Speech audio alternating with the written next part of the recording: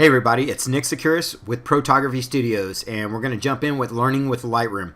What we're going to go over today is panoramics. Basically, I'm going to give you a tip on how to shoot them. We're going to actually do some organization with it, and then we're going to create the actual panoramic, and we'll go from there.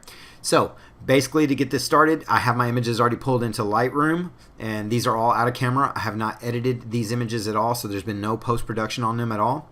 So we're going to go in and we're going to actually go to the first image right here. We're going to make sure we have that one selected, and we're going to scroll through, and we're going to click the last image and make sure we select all of those images. Okay, to make this a little bit easier, we're going to right click and we're actually going to go to stacking, and we're going to tell Lightroom we want to group these images into one stack. Okay, so what that does for us, it makes life a little bit easier, because now we can actually go look for our images and we see them right here.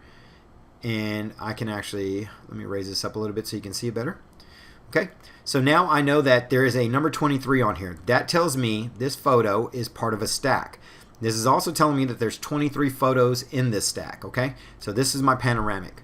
So what I'll do at this point, now that Lightroom can understand when images are stacked, it treats them like they're all selected. As long as you have this one selected, it's going to treat all the images like they're selected. In previous versions of Lightroom, you could not do this, but this version of Lightroom you can, which is the CC 2019 Lightroom Classic.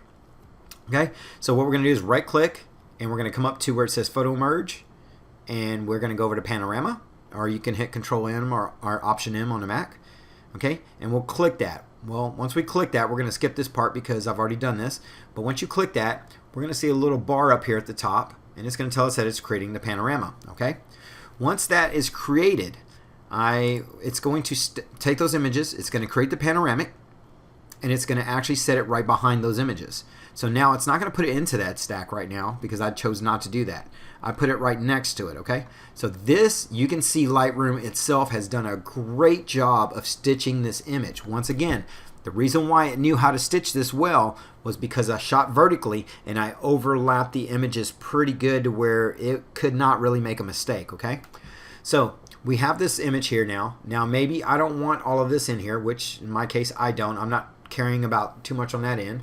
I'm going to click the crop tool here. Okay, and I have some aspect ratios set up that I play with a lot on panoramics, and for right now I'm going to say a 2:6. Okay, a 2:6 ratio, and this is going to be a custom print size, but we're not going to go over print sizes today. We're just going to go over these ratios. So I created a quick ratio that will let me fill and fit this into this ratio that I want. Now I want less room down here on the actual walkway, and I could have shot a little bit better to have more sky room. I did not, but that's okay because we still got the look of the actual Coast Guard here, which is really what I'm focusing on, and then of course the tugboat here, and the looks like the oil rigs in the back. Okay, so this is what I'm going to use, and you can adjust this accordingly how you want it.